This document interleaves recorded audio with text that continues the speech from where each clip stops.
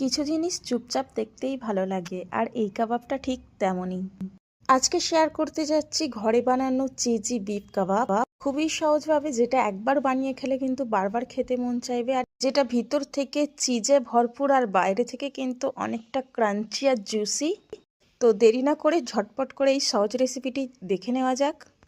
তো তেমন কিছু না, সর্বপ্রথম আমি এখানে নিয়ে নিয়েছি মাংসের কিমাটাকে কিন্তু আমি আরও একবার মিক্সিতে দিয়ে গ্রাইন্ড করে নিয়েছি। তারপরে এই কিমার মধ্যে সবকিছু আমি পরিমাণ মতো দিয়ে দিয়েছি, যেমন আদা রসুন বাটা, রেড চিলি পাউডার, হলুদের গুঁড়ো, খুবই সামান্য পরিমাণে হলুদের গুঁড়োটা তোমরা স্কিপও করতে পারো। দিয়ে দিয়েছি সরিষার তেল, ধনিয়া গুঁড়ো, জিরে গুঁড়ো, কাবাব মশলা, আর দিয়েছি কর্নফ্লাওয়ার, আর একটি ডিম, আর স্বাদ মতো লবণ, আর 1 চা চামচ পরিমাণ সয়া সস। সবগুলো উপকরণ দিয়ে খুব ভালোভাবে মাখিয়ে 15 মিনিটের মতো রেখে দিয়েছিলাম রেস্টে। তারপরের প্রসেসিংটা খুব ভালোভাবে দেখে নাও, ঠিক যেইভাবে এখানে করা হচ্ছে। সর্বপ্রথম মাংসটাকে চারকোনাভাবে বিছিয়ে নেওয়া হয়েছে একদম পাতলা একটা আবরণ করে। তারপর তার মাঝ বরাবর দিয়ে দেওয়া হয়েছে চিজ। তো চিজ দিয়ে দেখো খুব সুন্দরভাবে 4 সাইড একদম মাংস দিয়ে কভার করে দেওয়া হচ্ছে, যাতে করে চিজটা বেরিয়ে না যায়।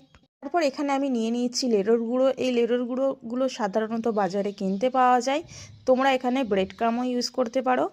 তো সবগুলি কাবাবকে আমি লেরোর গুঁড়োর মধ্যে খুব ভালোভাবে কোট করে নিয়েছি। তারপর এইদিকে দেখো কড়াইয়ের মধ্যে তেল গরম আগে থেকেই বসিয়ে রেখেছিলাম, এবং তার মধ্যে দিয়ে দিলাম একে একে সবগুলি কাবাবগুলো দেওয়ার পর অনেকটা সময় নিয়ে, প্রায় 10 থেকে 15 মিনিট সময় নিয়ে ভেজে নিতে হবে একদম গোল্ডেন ব্রাউন।